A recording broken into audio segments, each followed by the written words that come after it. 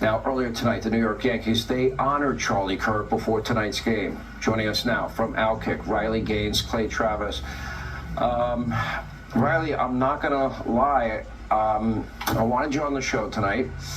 You have been doing a lot of what Charlie Kirk is a divisive figure, polarizing, lightning rod, whatever term you want to use. We don't know any of the full details of this, and we don't know if this was a supporter shooting their gun off in celebration, or so we have no idea about this. He's been one of the most divisive, especially divisive younger figures in this, who is constantly sort of pushing this sort of hate speech or sort of aimed at certain groups.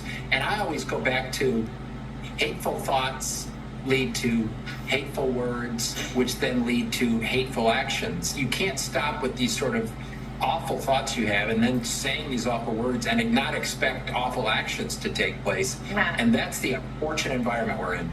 After one of the Doge employees was allegedly attacked in Washington, D.C., that's what Donald Trump used as justification to send in federal troops into Washington, D.C. to get things under control. The carjacking situation, he used that.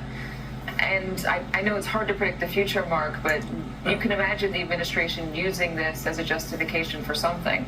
I know we were just talking about the federal takeover in Washington. That began after a member of the Doge team was allegedly assaulted in Washington. So it's going to be interesting to see what conservative leaders want to do there after this episode.